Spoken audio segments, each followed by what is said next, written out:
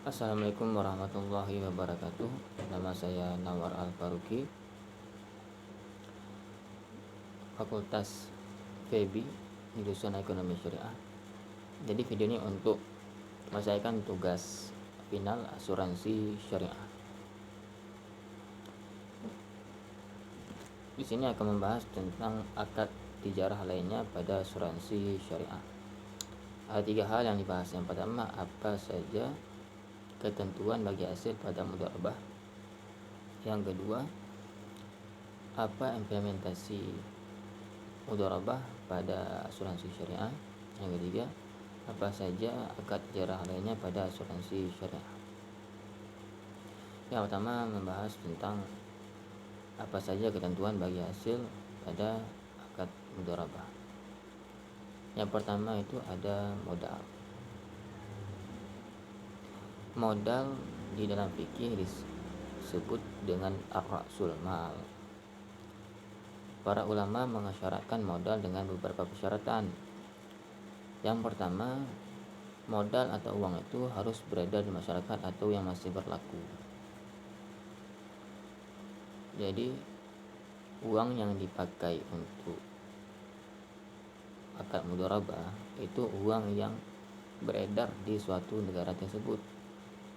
Misalnya di Indonesia, maka uang beredarnya adalah uang rupiah, maka dipakai uang rupiah.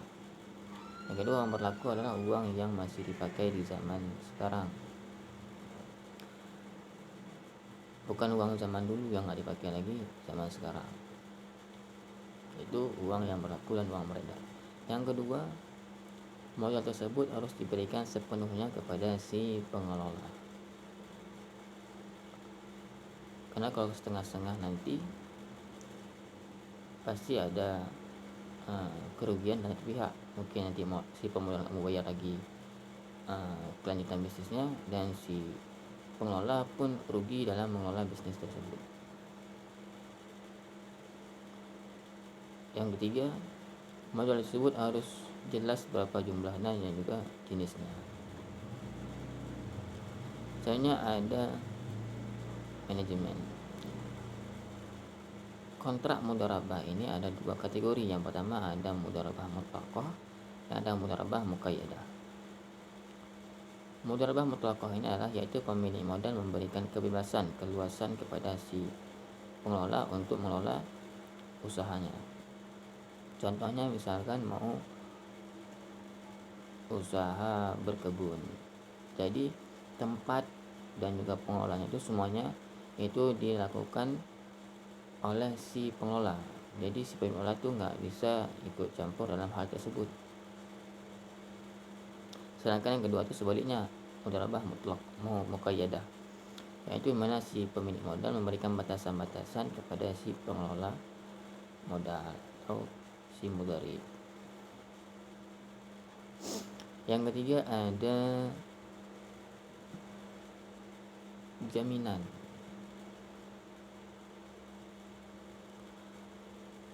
Ekstensi mudharabah ini adalah kerjasama atau tolong menolong antara si pemilik modal yang dia mempunyai harta yang berlebih kepada orang yang mempunyai skill atau keahlian atau keterampilan tapi dia tidak mempunyai harta. Jadi kalau akad ini diterapkan, maka nanti jurang pemisah antara si kaya dan si miskin itu tidak terlalu jauh, karena si miskin dapat pekerjaan dari modal yang diberikan oleh si pemilik modal atau yang punya harta, dan yang punya harta pun bisa diputarkan lagi uangnya.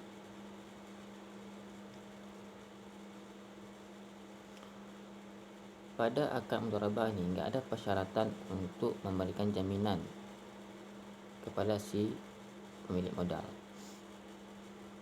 tetapi jaminan dari si pengelola adalah kejujuran dia sendiri dalam mengelola usaha yang mereka jalani berdua.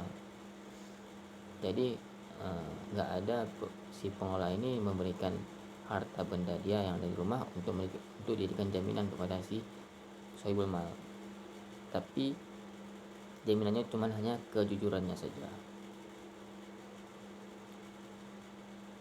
Yang 4, yaitu jangka waktu. Jangka waktu atau batasan waktu ini diperdebatkan oleh para ulama. Sebagian ulama mengatakan bahwa jangka waktu ini tidak diperbolehkan dalam akad mudharabah, karena nanti kalau diterapkan akad mudharabah ini, maka kontraknya akan batal, disebabkan karena nanti akan terjadi kesulitan para pengusaha atau pengelola untuk mengembangkan usaha dia.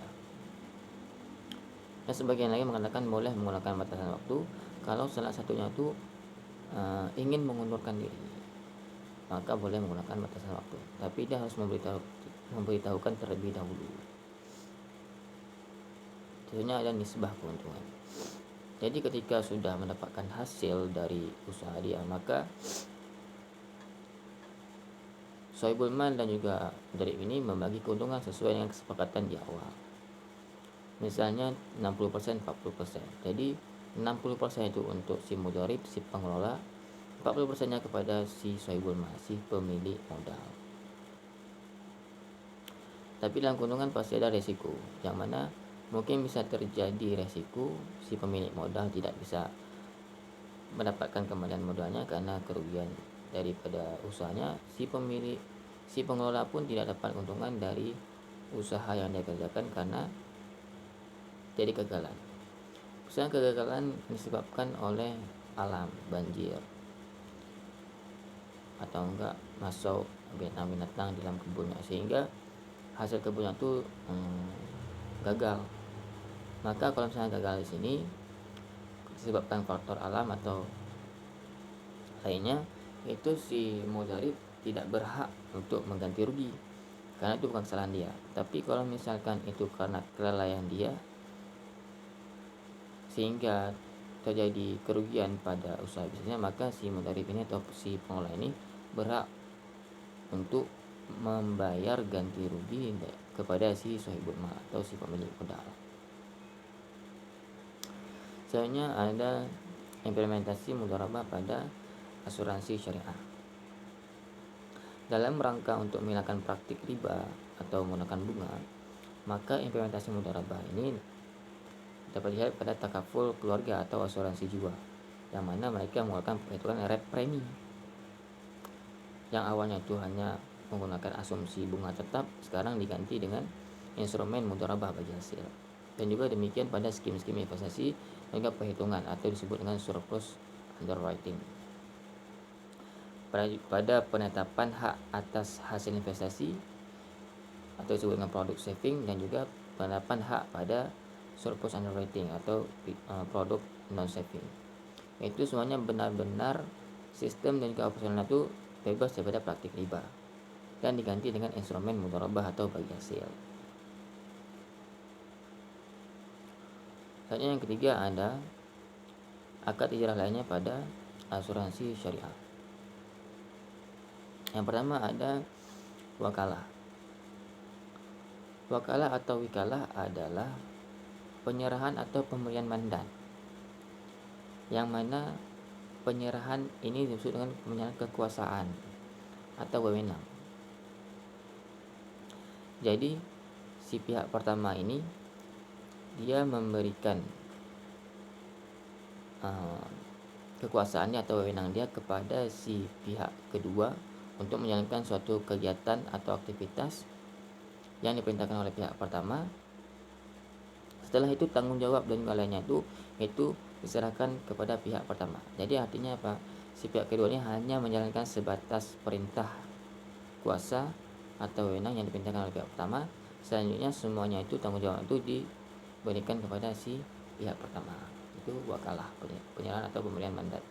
Yang kedua ada wadiah. Wadiah ini adalah meninggalkan atau meletakkan. Yaitu meletakkan, bisa dibilang kita meletakkan sesuatu pada orang lain untuk dijaga atau dipelihara. Secara istilah adalah memberikan kekuasaan kepada orang lain untuk menjaga barang kita atau harta kita secara nyata atau tangan. Jadi kalau di asuransi ini wadiah ini para ulama mengatakan bahwa titipan yang diberikan kepada mereka, dan ini boleh dilakukan dan sunnah karena ini ada unsur tolong menolong. Soalnya yang ketiga yang terakhir adalah musyarakah, yaitu di mana transaksi antara dua pihak atau lebih dalam asuransi syariah ini, yang mereka ini memberikan kontribusi yang sama,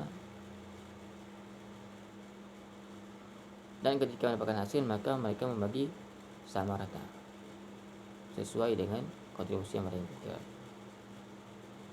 Dan ketika terjadi resiko atau kegagalan maka mereka menanggung resikonya itu secara bersama-sama. Itu akad musyarakah. Sekian daripada penjelasan akad tijarah lainnya pada asuransi syariah. Lebih dan kurang saya mohon maaf. Assalamualaikum warahmatullahi wabarakatuh.